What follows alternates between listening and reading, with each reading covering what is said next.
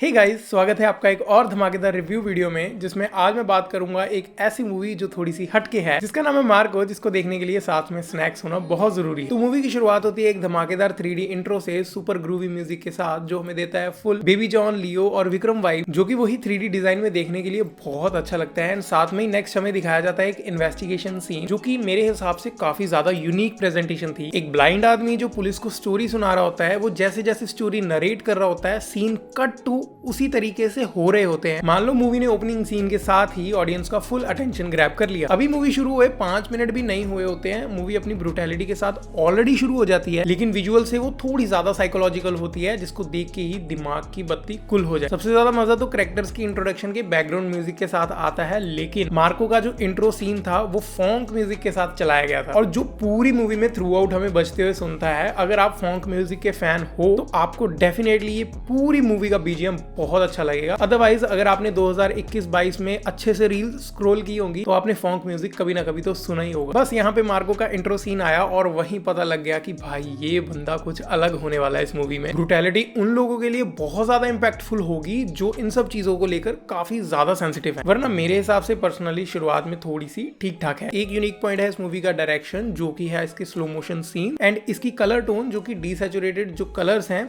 वो हमें याद करवा देते हैं KGF, सालार और हुम्बाले स्टूडियोज की। एकदम वैसी वाइब हमें देखने को मिलती है। वेल, मूवी में मारधार और ब्रूटैलिटी ही नहीं, बल्कि एक चीज है जो मैं कहनी चाहूंगा कि मार्को का रोल प्ले करने वाले एक्टर, उनकी एक्टिंग तब के टाइम जब वो इमोशनल सीन में एंगर को एक्ट कर रहे होते हैं वो बहुत तगड़ी थी। लेकिन अब आप कहोगे कि स्टोरी का क्या, तो देखो मैं तो यही कहूंगा कि भाई मुझे फर्स्ट हाफ में कुछ भी समझ नहीं आया। कौन किसका रिश्तेदार है, पूरी मूवी में क्या चल रहा है, it was a pure mess. Plot twist का मूवी के मेकर्स ने ट्राई किया था, लेकिन वो इंटरवल आते आते उतना इम्पैक्टफुल नहीं रहता है, और जो डिस्टर्बिंग ब्रूटैलिटी का हाइप बनाया होता है इंटरनेट के ऊपर वो थोड़ा सा ओवररेटेड फील होता है। मतलब मूवी का फर्स्ट हाफ इतना भी डिस्टर्बिंग नहीं था। लेकिन मूवी की एक जगह पर तारीफ करनी पड़ेगी, इसके फाइट सीक्वेंसेस पर। अब आप खुद सोचकर देखो, एक बहुत ही कॉम्पैक्ट सी जगह पर शूट करना कितना मुश्किल होता होगा, जिसकी एग्जांपल हमने किल मूवी में देखी थी। ये मूवी उस एरिया को और भी थोड़ा सा श्रिंक करके हमें कुछ दिखाने की कोशिश करती है, जिसमें हमें एक स्टेयरकेस फाइट सीन दिखाया जाता है, जिसने पूरी मूवी के एक्शन का गेम ही बदल कर रख दिया। एक ऐसा staircase long take fight scene बिना म्यूजिक के, सिर्फ रॉ साउंड के साथ, जैसे कि पंचेस, वॉल तोड़ना एंड फुटस्टेप्स, वो काफी ज्यादा सेटिस्फाइंग फील होते हैं। मान लो उसको आप ASMR ऑफ एक्शन कह सकते हो। वही जैसा मैंने आपको पहले कहा, अगर आपको फॉन्क म्यूजिक पसंद है तो ये मूवी आपको एक जहर वाइब देने वाली है। मेरे हिसाब से मार्को मूवी विजुअल गोर दिखाने की जगह साइकोलॉजिकल ट्रॉमा पे फोकस करती है। एक चाइल्ड ब्रूटैलिटी का सीन था, वो मुझे मूवी में बहुत ज्यादा डिस्टर्बिंग लगा। अब उसकी इस मूवी में जरूरत थी या नहीं, ये सोचने वाली बात। मूवी में हमें दिखाया जाता है एक होम इंट्रूजन सीन, जिसमें घर में घुसपैठ होती है, एंड डैम, वो सीन ही पूरा मूवी की हाईलाइट था एक तरीके से। पूरे साइकोटिक बिहेवियर का शोकेस जो इंसानियत के पार था। लेकिन वहीं जैसे मैंने स्टार्टिंग के स्टेयरकेस वाली एग्जांपल दी थी, इस सीक्वेंस में भी हमें इनसेन कैमरा वर्क देखने को मिलता है। उन क्लॉस्ट्रोफोबिक स्पेसेस में जहां पे इंसान अच्छे से खुलकर मूव भी नहीं कर सकता, कैमरा उन जगहों पर जाकर ऐसे ऐसे तरीके से मूव करता है कि देखने में मजा आ जाता है। अगर आप मूवी देखने के बाद ये रिव्यू देख रहे हो तो मैं बात कर रहा हूँ स्टेयरकेस एक्शन सीन की, होम इंट्रूजन सीन की, और टोनीज केमिकल फैक्ट्री जो एंड में हमें सीन दिखाया जाता है उसका, वो जो लोहे की सीढ़ी का बना हुआ पुल जिसपे वो फाइट कर रहा होता है। कसम से जो कैमरा आर्म यूज किया जाता है कैमरा को फास्ट मूवमेंट देने के लिए, वो इसमें बहुत ज्यादा इंपैक्टफुल था। लास्ट इतनी बढ़िया चीज मैंने देखी थी विक्रम के इंटरनल ब्लॉक से पहले वाले सीक्वेंस, फाइट सीक्वेंस में जो हमें दिखाया जाता है। यहाँ पर तो कहना पड़ेगा कि क्रिएटर्स ने एकदम नेक्स्ट लेवल कर दिया था सब। अब देखो, ऐसा ही नहीं है, मूवी में सब कुछ बहुत बढ़िया भी है। मेरी मूवी से कंप्लेंट्स भी बहुत सारी हैं, जिसके बारे में मैं अब बात करूंगा, एंड आई एम श्योर आप इससे एग्री जरूर करोगे। वो ये है कि फाइनल शोडाउन के लिए बिल्डअप इतना ज्यादा जबरदस्त कर दिया था मेकर्स ने कि उनके पास पे ऑफ के लिए दिखाने लायक कुछ बचा ही नहीं। वो इतना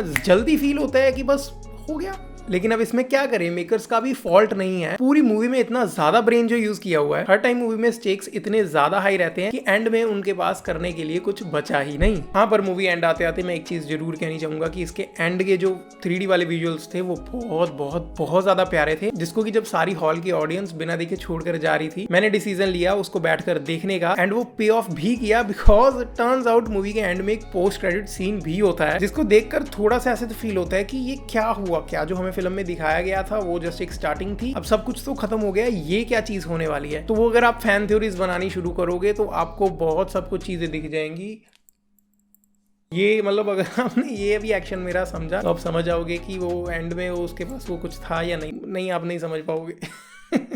बाकी मैं एक थैंक यू करना चाहूंगा अपने एरिया के सिनेपोलिस वालों का, हालांकि वो ये वीडियो नहीं देख रहे होंगे, जिन्होंने स्पेशल रिक्वेस्ट पे ये शो अवेलेबल किया एंड हम जैसी ऑडियंस को देखने का मौका मिला, वो भी रिलीज के एक हफ्ते बाद। एंड ऐसा भी नहीं था कि इस मूवी को देखने के लिए कोई नहीं आया था। मेरे एरिया में इस मूवी की डिमांड इतनी थी कि ऑलमोस्ट 90% वो हाउसफुल था, और वो भी रात के 8 बजे का, एंड वो भी दिन में सिर्फ एक ही शो था। तो मेरा ओवरऑल वर्डिक्ट तो यही रहेगा कि यार मार्को एक ऐसी कॉकटेल है जो अच्छी मूवीज में से अच्छी चीजें ले लेती हैं और साथ ही साथ बुरी मूवीज में से बुरी चीजें भी ले लेती हैं। वो जब आप मूवी देखोगे तो आप समझ जाओगे। बस उन्हीं चीजों को मिक्स करके साथ में म्यूजिक जो कि बैंगर था, विजुअल्स जो कि स्टनिंग थे, स्टोरी जो थोड़ी मैसी थी जिसको और अच्छे से एग्जीक्यूट किया जा सकता था, ब्रूटैलिटी जो मेरे हिसाब से थोड़ी सी ओवर एग्जैजरेटेड थी, लेकिन एक ऐसा यूनिक एक्सपीरियंस जो मुझे देखने को मिला। अब अगर आप ये बात सुनकर अफेंड हो गए कि मूवी का गोर और ब्रूटैलिटी थोड़ी ओवर हाइप थी या ओवर एग्जैजरेटेड थी, तो मेरे चैनल पर एक वीडियो है जिसमें मैंने टॉप ब्रूटैलिटी और गोर की मूवी सजेस्ट की हुई है। आई वुड से कि अगर आप उसको देखोगे तो आप उल्टी कर दोगे, आप एक बारी में वो मूवीज नहीं देख पाओगे। इसी नीश में इतना कंटेंट कंज्यूम करने के बाद उन मूवीज को जब मैंने देखा था तो यही मेरी फीलिंग थी जो मैंने अभी आपको। बाकी अगर मैं मार्को मूवी की रेटिंग की बात करूं तो मैं इसे देना चाहूंगा 7 out of 10। It was not a perfect movie but it was definitely a worth watch. तो गाइस, अगर आपको मार्को का ये रिव्यू पसंद आया तो consider subscribing to this channel, और अगर आपने ये मूवी ऑलरेडी देख रखी है तो मुझे कमेंट्स में जरूर बताना कि आपको कैसी लगी, और अगर नहीं देखी तो डिसाइड करो, अगर अवेलेबिलिटी है तो ये मूवी थिएटर में देख कर आओ। वीडियो पसंद आया हो तो इसे लाइक और शेयर जरूर कर देना, चैनल को याद से सब्सक्राइब कर देना। अब मैं आपको अगली बार मिलूंगा एक और धमाकेदार वीडियो के साथ,